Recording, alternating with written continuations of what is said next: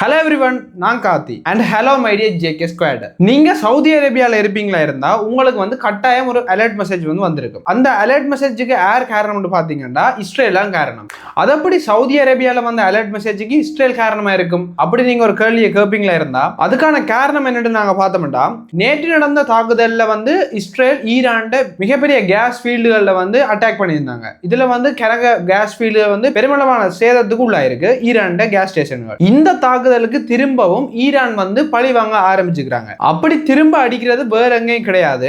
எங்கெங்க energy infrastructure இருக்கோ, அதாவது அமெரிக்காவுக்கும் இஸ்ரேலுக்கும் ஆதரவா எந்தெந்த இடங்கள்ல எனர்ஜி இன்ஃப்ராஸ்ட்ரக்சர் இருக்கோ அந்த இடங்களை வந்து டார்கெட் பண்ணி அடிக்கிறாங்க. அந்த இடங்களை சுத்தி இருக்கிற மக்களை வந்து எவாக்குவேட் பண்ண சொல்லி ஏற்கனவே வந்து ஓர்டரை வந்து ஈரான் தெரிவிச்சிருந்தாங்க. அந்த ஓர்டரை ஈரான் தெரிவிச்சு கொஞ்ச நேரத்திலேயே சவுதி அரேபியான்ற தலைநகரான ரியாட்ல வந்து கணக்க எக்ஸ்ப்ளோஷன் சத்தங்கள் வந்து கேட்டதா மெசேஜ்கள் வந்து இன்ஃபார்ம் பண்ணி கொண்டிருக்காங்க. உடனடியா இந்த பிரச்சனைக்கு சவுதி அரேபியா ஒரு மெசேஜ் அனுப்புறாங்க.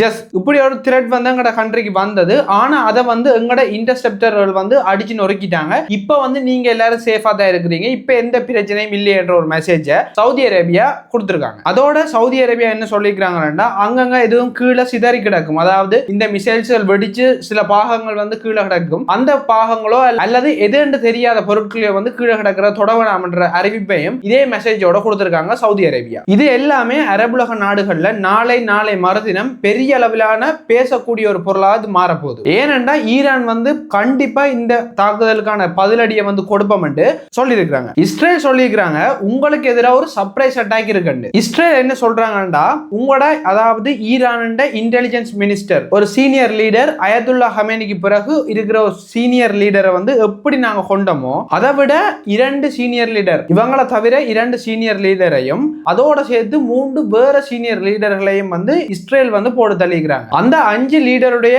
இறுதி மரியாதைன்றது நேற்று வந்து நடத்தப்பட்டது. இப்படி ஒரு சீனியர் லீடர் 5 பேர் வந்து இறந்திருக்காங்க இஸ்ரேல் நடத்தின தாக்குதல்ல. அதன் இறுதி மரியாதை நடந்து கொண்டிருக்கிற அதே டைம்ல வந்து இஸ்ரேல் என்ன ஒரு அறிவிப்பை கொடுக்குறாங்கன்னா, இதே மாதிரி கணக்க சர்ப்ரைஸ் அட்டாக் வந்து நீங்க இனி எதிர்பார்க்கலாம். சோ ஓவராலா இஸ்ரேல் வந்து அவங்களுடைய கில் லிஸ்ட்டை வந்து அக்ரிகேட் பண்ணி கொண்டிருக்காங்க. எந்த ஒரு நாட்டின் மிலிட்டரி சீனியர் ஆபீசர்ஸ் வந்து கொல்றதுக்கு அந்த நாட்டின் ஆபீசர்ஸ் வந்து அவங்களுக்கு ஒரு அனுமதியை கொடுக்கத்தானே வேணும். ஆனா ஈரானுடைய மிலிட்டரியில உள்ள சீனியர் லீடர்ஸ் வந்து கொல்றதுக்கு இஸ்ரேல் அவங்களோட மிலிட்டரிக்கு வந்து ஃப்ரீ பாஸ் வந்து கொடுத்திருக்காங்க. உங்களுக்கு தெரிஞ்சா நீங்க முதலாவது அவங்கள போட்டுட்டு தான் எங்களுக்கு சொல்லணும். நீங்க வந்து எங்கள்கிட்ட பெர்மிஷன் எதுவுமே கேட்க தேவைன்ற ஒரு ஃப்ரீ பாஸை இஸ்ரேல் அரசாங்கம் இஸ்ரேல் ராணுவ வீரர்களுக்கு வந்து கொடுத்திருக்கு. நேற்று சவுதி அரேபியா இஸ்ரேல் ஈரான் இந்த பிரச்சனை வந்து உலகம் ஃபுல்லாவும் பெருசா பேசப்பட்டு கொண்டிருக்குது. அங்க என்ன நடந்ததுன்றதை பார்க்க முதல் நீங்க இன்னும் என்ன யூடியூப் சேனல் சப்ஸ்கிரைப் பண்ண பார்த்து கொண்டிருந்தீங்கன்னா சப்ஸ்கிரைப் பண்ணிட்டு பார்த்துக்கொள்ளுங்க. அப்பதான் நான் ஒவ்வொரு நாளும் இந்த போர் அப்டேட்ஸ் அதை தவிர உலகத்தில் நடக்கக்கூடிய இப்படி முக்கியமான விஷயங்களை பற்றி கதை கேட்க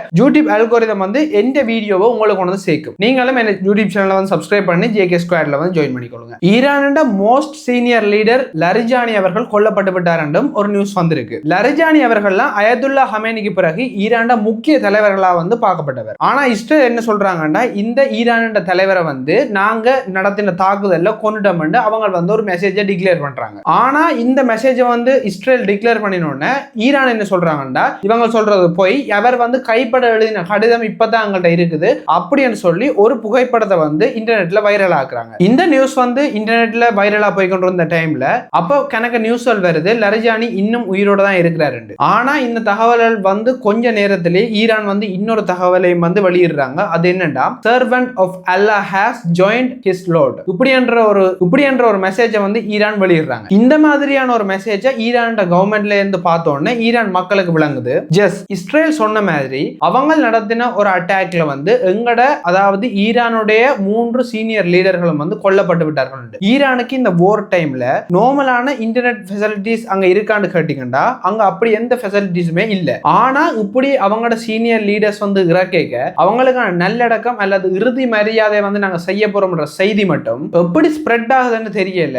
இப்படிப்பட்ட சீனியர் லீடர்ஸ் இறுதி மரியாதையில பல்லாயிரக்கணக்கான மக்கள் வந்து கூடுறாங்க. இப்படி சீனியர் லீடர்ஸ் இறுதி மரியாதையில கணக்க மக்கள் கூடுறத பார்த்துட்டு இஸ்ரேல் என்ன சொல்றாங்கன்னா, இந்த மாதிரியான வீடியோ வீடியோஸை வந்து நீங்க வச்சுக்கொள்ளுங்க. ஏனென்றா இதே மாதிரி நிறைய விடயங்கள் வந்து தொடர்ச்சியா நடக்க போகுது. இன்னும் நிறைய சீனியர் லீடர்ஸை வந்து எங்களோட கில் லிஸ்ட்ல ஜாயின் பண்ணிக்கிறோம் இஸ்ரேல் தங்களோட சைட்ல இருந்து இதுக்கு சொல்றாங்க. இஸ்ரேல் இப்படி ஈரானோட சீனியர் லீடர்ஸ்களே தாக்கி கொண்டிருக்கிறதால அவங்கள என்னத்தை வந்து ட்ரை பண்றாங்கன்னா ஈரானோட சிஸ்டத்துக்கு இடையில மிகப்பெரிய ஒரு வெற்றிடத்தை உருவாக்குறதுக்கு தான் இவ்வளவு ட்ரை பண்ணி கொண்டிருக்காங்க. தலைவர்களே இல்லாத ஒரு வெற்றிடமான ஒரு படை இருக்குதுண்டா அதுதான் ஈரான். அப்படி என்ற அளவுக்கு இஸ்ரேல் தங்களுக்கு வந்து பிளான போட்டு வச்சுக்கிறாங்க. அமெரிக்கா நிறைய நாடுகள்கிட்ட ஸ்ட்ரெய்ட் ஆஃப் ஹார்மஸை வந்து திறக்கலாம், எங்களுக்கு வந்து ஹெல்ப் பண்ணுங்க, எங்களையும் விட கூடுதலான ஆயிலையும் கேஸையும் ஸ்ட்ரெய்ட் ஆஃப் ஹார்மஸ் ஊடாக கொண்டு வரது வந்து நீங்க தான். ஜப்பானிட்டையும் என்ன சொல்றாங்கடா உங்களோட படைகளையும் வந்து இங்க அனுப்புங்க, ஸ்ட்ரெய்ட் ஆஃப் ஹார்மஸுக்கு அனுப்புங்க, நாங்கெல்லாம் சேர்ந்து வந்து அந்த ஸ்ட்ரெய்ட் ஆஃப் ஹார்மஸை வந்து எஸ்கார்ட் பண்ணுவோம்னு சொல்றாங்க. இப்படி அந்த ஸ்ட்ரெய்ட் ஆஃப் ஹார்மஸை எஸ்கார்ட் பண்ணி நிறைய